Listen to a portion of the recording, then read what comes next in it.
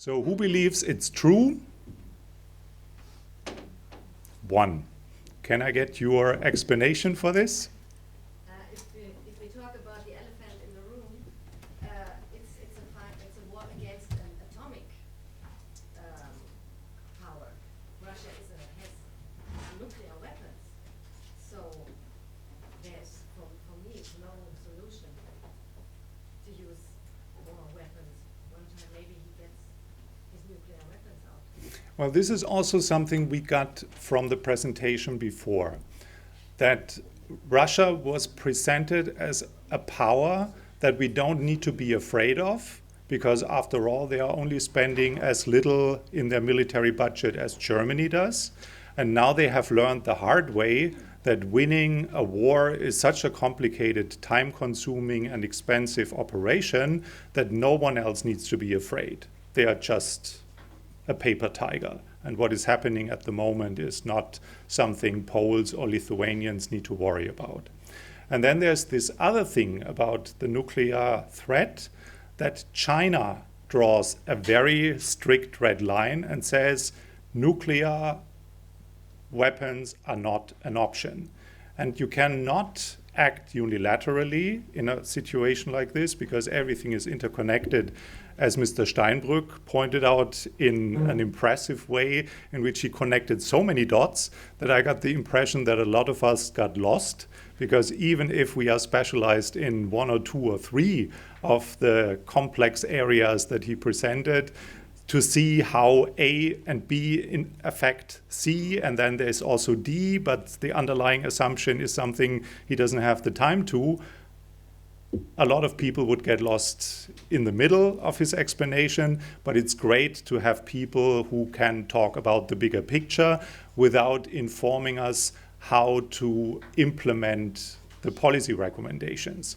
I think that's the luxury of someone who was running for chancellor and coming up with solutions, but then he is a retiree who doesn't need to worry about how to win majorities or how to form a coalition or how to have the stamina to balance the unintended consequences of redistributional consequences in all these disruptive changes, but he knows. And then at least there's something to chew on and to digest in seminars or in academic conferences. So if we only had one person saying, this is my minority position, I would love to hear what others have to say about the alternative view. Yes, please. Also the second person about this. Yes. In context, it depends in which context. If we take the situation with Ukraine and Russia, I believe that more weapons will not end the war. If the European Americans send so much gun there, it will worsen the problem and it will bring us to the Okay, then let me explain why I put this as my second slide. Because the rationale of the West, if there is a rationale, because this was also questioned, we are crazy, we are driven by emotions. We, the West, including myself, being from Germany and the European Union and working for an American university. The idea is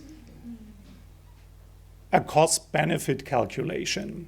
And it assumes that we are all rational actors who calculate the costs and the benefits. And because my field of interest is the European Union, the peace model, and I'm kind of steal my next slide, which is referring to this, the peace model of the European Union is that we are all what we are, and if we are different, differences lead to a clash of interests.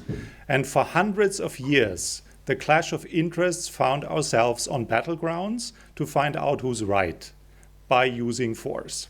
And the great civilization step that the Europeans took was to build a different rationale, that we become so interdependent that the costs of ignoring the interests of our neighbor becomes prohibitively expensive and we harm ourselves, which is a rational cost-benefit driven calculation that works perfectly fine until someone has a different rationale. Like, I want to restore the dignity and pride of something that I consider to be the biggest catastrophe of the 20th century, which is the collapse of my empire. Yeah. If this is the rationale, then I couldn't care less what it does to my GDP, and I don't calculate the costs of lives or whatever, because it's about pride and it's about glory, and I want a trophy or whatever it is, but I don't care about the financial costs or in whatever terms you calculate this. So the idea of the West, although we understand that there is something utterly wrong with our analysis, if it's possible that this will happen or not, and I can also quote Sarah Wagenknecht from last year, who called everyone crazy who believes that Putin could ever do this. So this is something that we didn't hear today, but just a year ago it was her to tell us we are totally nuts if we believe that this could be a war.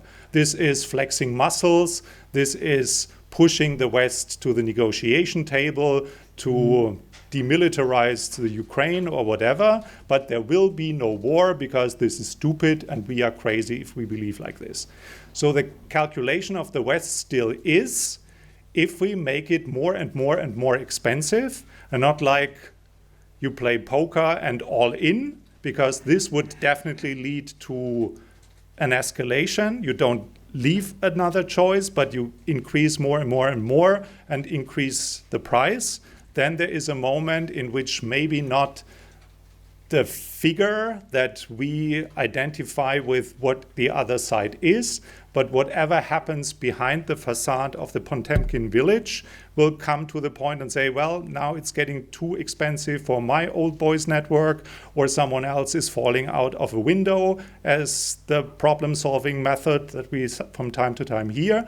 But it's all about increasing the costs.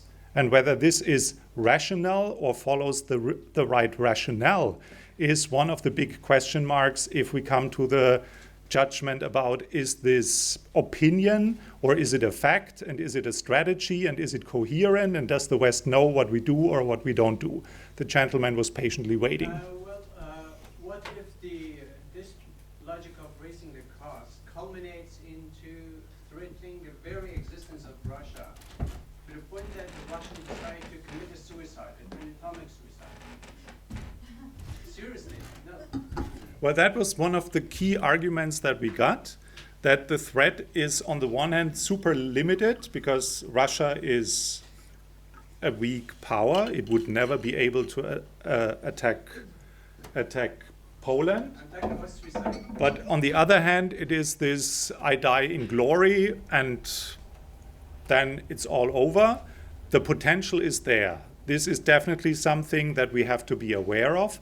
And accusing everyone in the West to not being aware of this is, in my humble understanding, also an underestimation of what we hear and what explains the position of the German Chancellor, who was always accused of being too slow and too reluctant and too intransparent and whatever. But it was always about, we don't want to be party of war, we should not escalate anything. The moment the nuclear readiness in the Kremlin was communicated, NATO didn't respond. So there are signs of awareness, but of course it's a question of what lens you're wearing. And I introduced myself as this and American affiliation, but I also have the feeling that a number of alternative views strictly analyze on the basis of it's clear who's good and who's bad, which is emotionally understandable because we are raised in a certain way and socialized. And I grew up in the American sector, and Sarah Wagenknecht grew up in Soviet friendship. And so there are certain ways of how we see the world, or what we consider to be the natural order of things. We all do this, which was my question to Peer Steinbrück, to ask him, how can you expect people in an aging society to drop all the core beliefs of what we consider to be the natural order of things? Because there are so many things changing at once.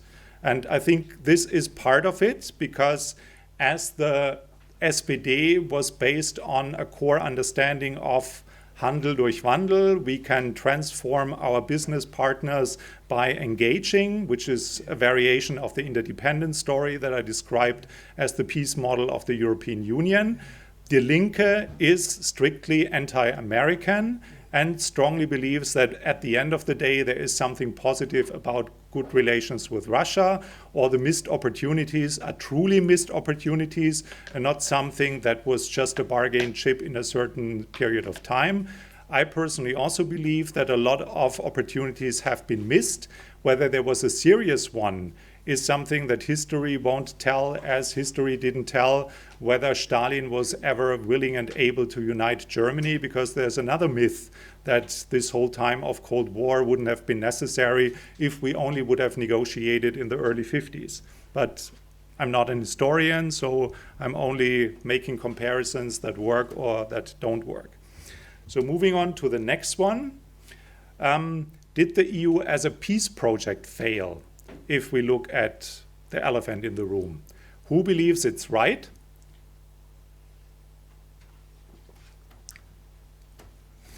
And if everyone believes it's not right, why do you think it's not right? Because after all, we are not killing each other. France and Germany aren't fighting another war. They are or they are not? They are not. They are not. And this was one of the key drivers in history. So we couldn't stop killing each other. And my grandfather was taught in school that he's supposed to hate the French without even knowing any. But that was the eternal enemy. And that was sort of the key driver and paradigm that we successfully managed to overcome by creating a different narrative. So it's not just about facts, but it's also about storytelling. And if we find the right story to tell, then we make the world a better place. But if the stories collide, or if you assume that the other side is evil, then it might be complicated, and that goes for both sides in a pluralist system. So coming to the next one, which is something I couldn't predict. I didn't know if that is something to discuss here, but I attended the annual foreign policy conference of a party that was born out of civil movements, and first and foremost a peace movement, which is the Green Party that is currently in the driver's seat in the Foreign Office. And it was a military event. They invited not Jens Stoltenberg, Anders Rasmussen, the predecessor of the Norwegian General Secretary of NATO, and he presented his idea for Ukraine, which boils down to we have to militarize them to the maximum to make it, again, prohibitively expensive for anyone in the future to ever attack Ukraine.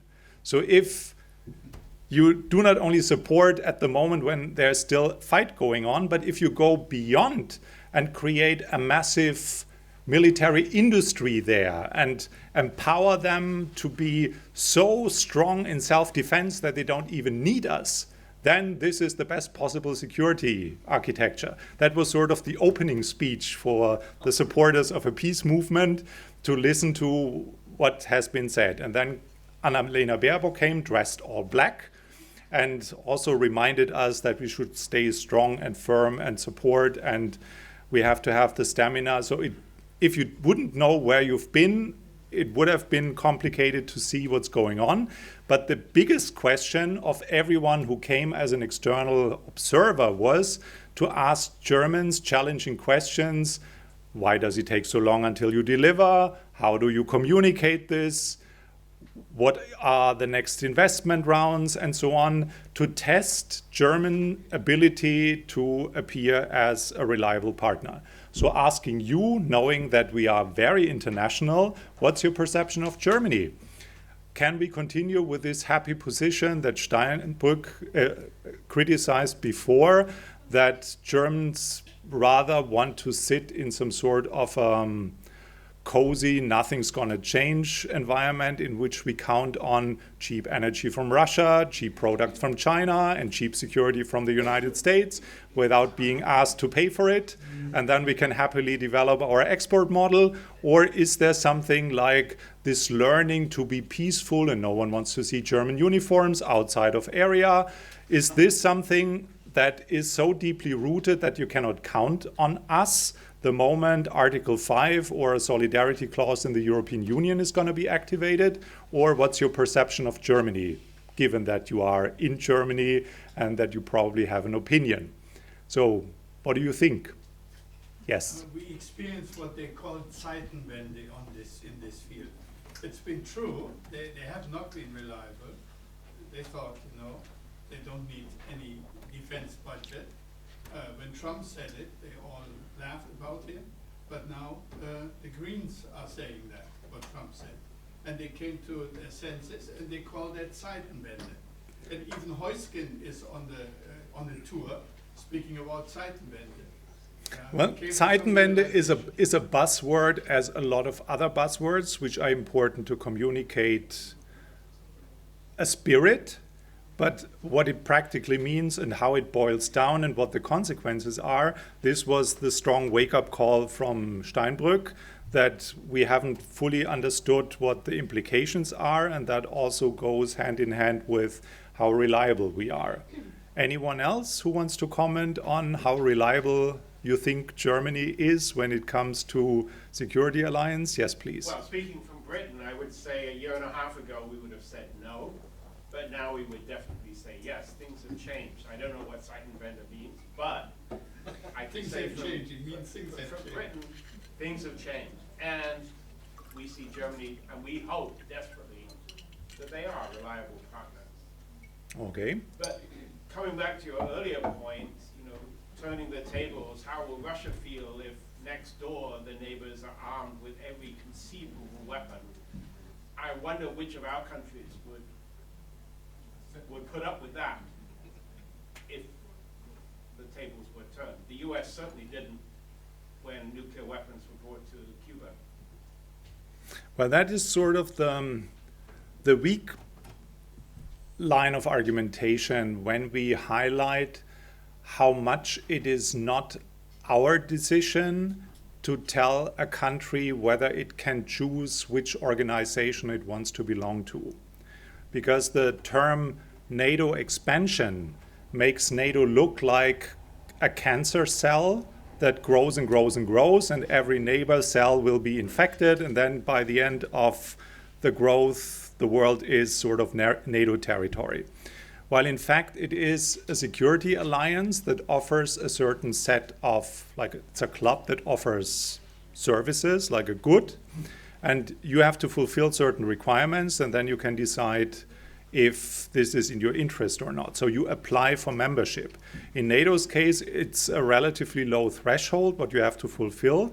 In the case of the European Union, we see this every day in the news, how much it means to fulfill the so-called Copenhagen criteria. You have to be a Western-type democracy, and we tell you what a Western-type democracy is. After everything we heard about the definition of democracies and what to do with the tools of the procedural requirements and so on, you know what that means. You have to be fully integrated into the single market with all the flanking policies, and it has to be smooth, and we don't like disruptions, and you have to be competitive because we don't bail you out. So this is the second part. And the third, you have to implement every single piece of law of something which by now is a truck full of legislation to not only translate into your system, but to live it. Every prosecutor, every judge, every company, every dairy farmer has to produce on the basis of dairy farm regulations brought to us by the European agricultural policy. So this is something that is nothing less than a revolution. So the country that applies is different from the country that is accepted, because it goes through a transformation that is not Ursula von der Leyen comes to visit, brings you a questionnaire, and I fill it out in 2 weeks. And then we are ready to be a happy member, and everyone benefits from the great advantages of being united. So this is all not trivial, and it needs to be taken into consideration. I think I lost one of my points why I started with this, so let's move on to the next one. This, and now I'm talking about the specific one, the elephant, is not a territorial conflict, but an attack on the Western model, which is already an interpretation, like a perception, and it is part of the side that has been criticized to be irrational. So is it about, I need a chunk of a neighboring country, although I'm the largest country in the world? Or is it something like a proxy, whatever, because this is about the beginning of a systemic conflict in which the Western model, so to speak, like politically and economically, is in decline. When we look at global analysis, what Freedom House and other comparative empirical research institutes look at, so then the Western model is shrinking in number and in functioning, and that is the pretext of what has been explained by Steinbrück as a swing from a geo-economic to a geopolitical situation in the world that dominates when we look at why are people doing what they do. So who believes this is right? Who believes it's not right? So first of all, the ones who say this sentence or this statement is correct. One. Can you explain why? Well, it's not, first of all, a territorial conflict. It's more making Russia great again, making Putin a world leader. Maybe not so much an attack on the Western model as those, as I just said. But it's not, first of all, a territorial conflict. I think that's obvious. Yeah, I also think that the idea of getting a chunk of a neighboring country, especially an old industry chunk that costs you more than you can practically exploit, is not a very smart strategy. But there must be more if you throw in so much and if you take such a risk, because it's also the consequence of being condemned in United Nations decisions. At least the intervention as such has been condemned by, how many was it? 141 countries in this first vote. And so there is something that counts as a political price, what you pay in terms of reputation. So there must be more than that. But the Western reading is that it is an attack on our model, and what is being defended in Ukraine is kind of a proxy defense on what we stand for, which underlines that if Ukraine wants to apply to be part of Western organizations, then they prove that they mean it. It's not just something like we want to keep our territory, but we stand for something that we in the long run see as the light at the end of the tunnel that is also needed as a positive signal. This is what we are fighting for. So both sides instrumentalize this way of using the statement for what is happening on the ground. Can I just ask a question? Yes, about please. The point you just mentioned. Wait a minute. Yeah. My question is, how about America and the European when they make war, which are proven at the end that it was not true? The case for Iraq and Gaddafi in Libya. Why they cannot be pursued for what they have done, which is not correct? And why is it being only applied to Putin or other political leaders? Well, I think it doesn't lead us very far if we make it an equation. Like, if someone is doing something wrong, it doesn't legitimize us that something wrongdoing by someone else is less wrong, because it's both wrong. Yeah? But these are two separate discussions. The one thing is, what can we do to fix the mess that Westerners created in illegitimate wars? But is it right to draw the conclusion that because there has been wrongdoing in Iraq, we legitimize wrongdoing in another country by another actor? It should be Sorry. what went wrong. Should be who say this was wrong, and thousands of people lost their lives. Yeah, we The do. same thing which is happening in Russia. We do, and we respond accordingly. Or in an ideal world, we would have an international organization that is addressing this. And apparently Professor- we don't have a functioning international organization that is addressing this. But in a country of free speech, we can at least have conferences in which we openly address it and discuss the consequences of this. But to draw the conclusion from because something was wrong in the 2000s with George W. Bush, it's okay if someone else is doing something equally wrong in another country because it's legitimate on the basis of what has been done wrong before. No, that is not what I meant. But it is often used as some sort of connecting dots kind of argumentation. Yes, please. About this idea of attacking Iraq being wrong, I oppose it. As a Kurdish person, I have lived this situation. The northern part of Iraq, despite all the attacks, subversion from Iran, Turkey, Syria, and so on, central government is still growing. Part of Iraq. The problem was not the attack. The attack toppled the criminal regime in Baghdad. The problem is that the Shias and Sunnis in Iraq are not grown up enough to build up their country, to build a country. It's not the idea that the war was wrong. Why in the Kurdish part it is right? Despite all the attacks, the Kurdish part is still growing. Adapting democratic norms, day by day we see progress. The day the ISIS war ended in that region, they started growing again.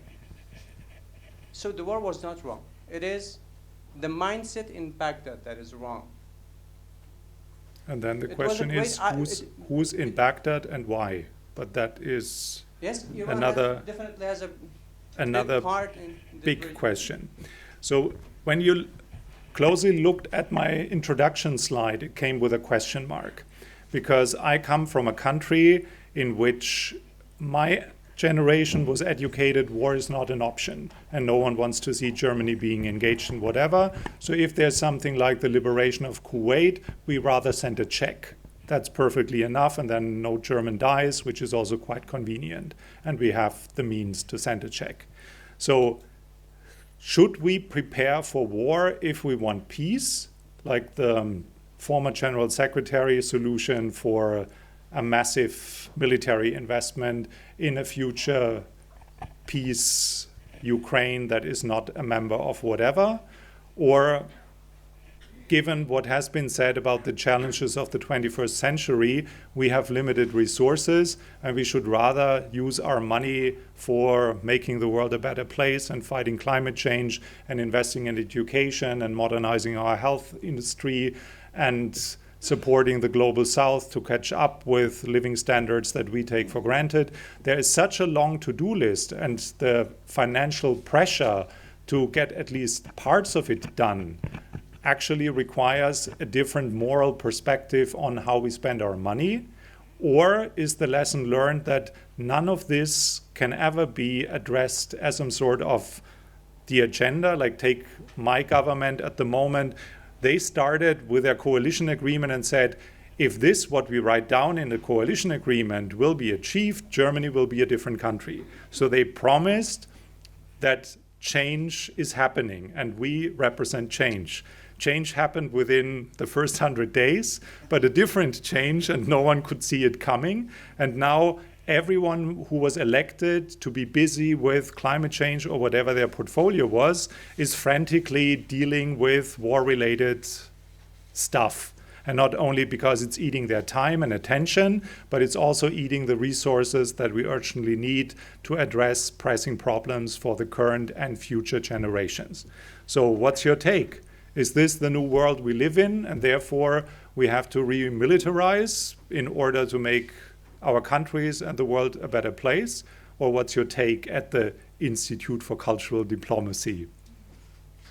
I guess we are kind of biased if we spend our days in conference rooms like this. Yes, please. I'm sorry, I'm only a guest at the ICD. We are all guests. I'm only a guest ICD.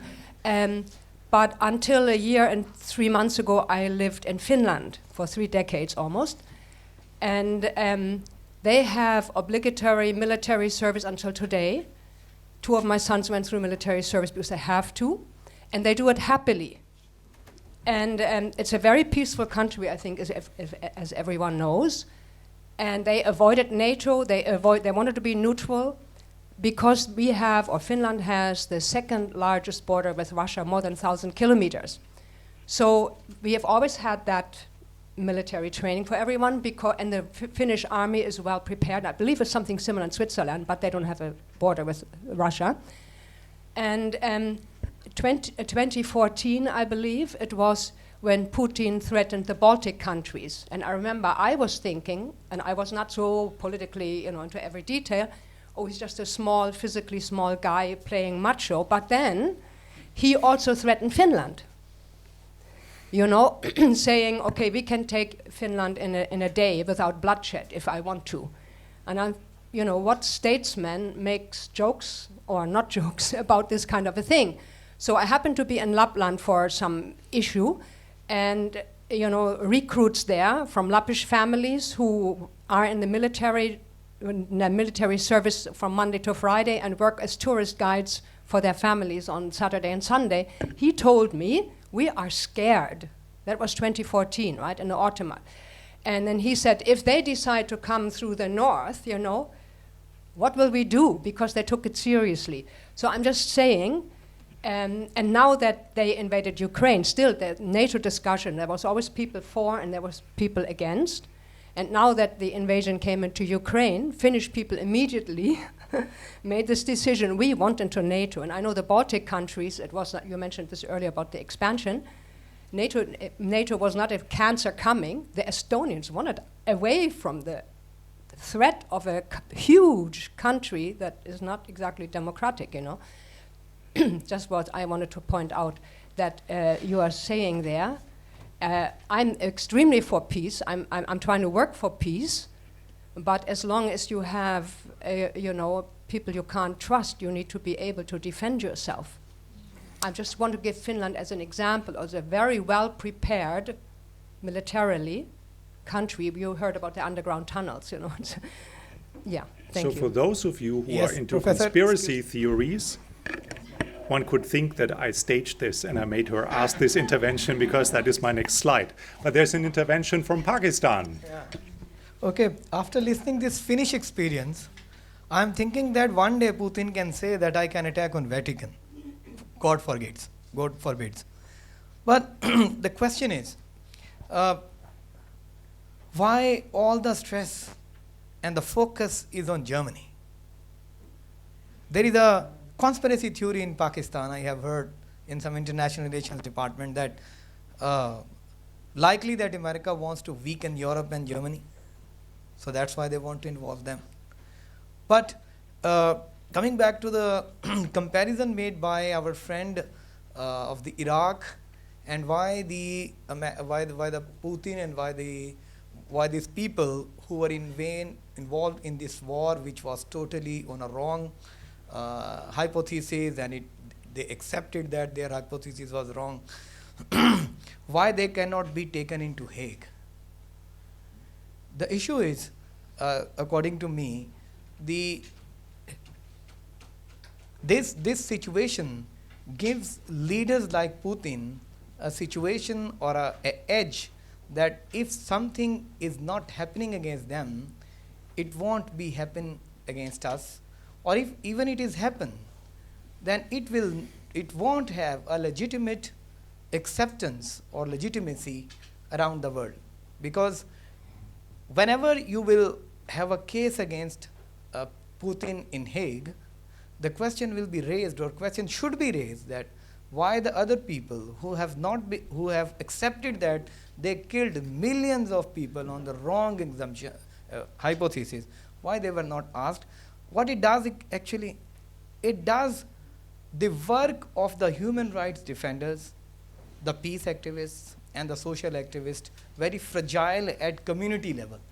When they want to work for equality, non-discrimination, justice and peace, these kind of blunders they hamper the peace at a public level, and even the tactic of the cultural diplomacy it just becomes jokes. Thank you. Just wanted to comment on that. On a very happy note, which I think is another reminder, we touched upon this several times in the different interventions, that we urgently need a renewed international order, because the order that we currently have represents the balance of power of post-World War II, and we just got François Villon's, but we have vital interests. Why would we possibly give up our Security Council seat in a world that has been changing all the time, and we have not only a different balance of power within the Western countries, but also the rise of China and the rise of everyone else that urgently needs a new balance. And as long as this balance isn't there, the ones who make rules that serve their interests, which is perfectly understandable because this is why they are elected. But it doesn't really represent the outcomes and how we use international institutions like The Hague or international forms of prosecution.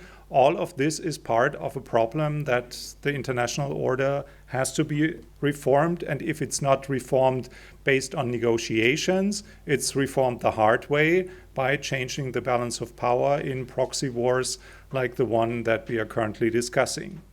So as a consequence of this, countries that are free to choose, like Finland, comes to the conclusion that, yes, I'm a member of the European Union. The European Union has a very explicit solidarity clause that if something happens to Finland, we are all invited, we, the other 26, to support Finland. Their calculation is simply, it's nice to have, but there are two important factors missing. The one is the United Kingdom, the other factor is the United States. And if we join NATO, they are in, and therefore, sorry to everyone who grew up with a natural order of things that we are perfectly neutral, but we can't afford this anymore. And that's why, as a consequence of a war that is meant to change the balance of power in Europe, NATO and the European Union are urged to expand, with all the consequences that it does internally, both to NATO, but even more so to the European Union, or maybe that's my personal bias that I simply know a bit more about this, but it has far-reaching consequences regarding the efficiency and the effectiveness of what this club can provide to its members. Which brings me to the next point. If we don't manage to fix it, how about China? Because what we heard before about India plays an important role as someone who steps in, and China equally, like 36 times Xi and Putin met before to express the unlimited support and tralala. And then we saw a number of red lines that should be taken into consideration. Yes, Mark gave me a sign that I should speed it up so I don't make a lengthy question of who believes this and who doesn't. I attended a sort of expert meeting last Wednesday in which the Chinese representative made it very clear that China has no appetite in being a moderator or an actor to push or do whatever, because at the end of the day, it's in China's interest. Russia will be dependent on China. There is no other way, like sure, India, but that's a different form of dependency. So Russia will be weakened, and we, because the war is happening in Europe, will also be weakened. So the ones who benefit in this geopolitical rebalancing process will be the United States and China. So I didn't get tired in Chinese television interviews to press the button and say, it's your job, you have to do it, it's important, it's a war, it's not a military intervention. But when we look at what's the interest, cui bono, they have all the reasons to step back and watch what's going on. So that brings me to the analysis of how does it change. I mentioned this already. We also don't need to further discuss this. And so what brings us to what are we talking about here is not only what is Zeitenwende, but what is our different understanding of what's going on? Because that was the other point of the Chinese who said, you guys even do not know what you want. And as long as you don't know what you want, you cannot ask us if we support you, which makes it kind of difficult. But that again underlines that it's not only that we don't know what we want, but we also don't have equal interests with Ukraine. Ukraine tried several times to make NATO and the European Union party of war, because then it's easier for them to not just fight alone, but to fight side by side with whatever. And their calculation of, is there an escalation risk that this will be the end of the human species on this planet, is something that they can handle if it's a matter of survival. So from that perspective, it's, call it cynical, but understandable as an act of self-defense. But everyone else in the West is fully aware of what the consequences are. So we play, on the one hand, we stand united and firm. And on the other hand, if you ask everyone in the United West, what is your position, then it comes down to, we are pluralist societies, and I strongly disagree with what has been said a few times, that there's only one way to look at things, even if media might be 90% in favor of a certain perspective, while people, especially in Eastern Germany, coming back to the socialization effect, strongly disagree with what the government says. If this is what's happening, then by default, we are a cacophonic orchestra. Because if we are different, then our differences lead to a different perception, a different where we are located and how we are affected. Do we have ties or not? Did we import energy? Everything is different, and therefore our analysis comes to different conclusions, and that brings us to different ideas about how to end this. Other than we don't want people to die. That would be a common denominator that everyone can subscribe to. But that makes it also very difficult to find something like a plausible position that you can hand in when my starting assumption is right, that there is no military solution. Because of course there is a diplomatic solution needed, but based on what assumptions, if divide and govern is a successful strategy for everyone who is also interested in weakening the West. So I have a bunch of ideas and conclusions, but since I got this warning of you gotta finish this, I admire your stamina because no one fell asleep. In my case, it was easier because as long as I'm talking, the likeliness that I do fall asleep is quite low. And now Mark comes to say thank you and good night. And on this happy note, thank you, and I hope it was a bit of an inspirational contribution.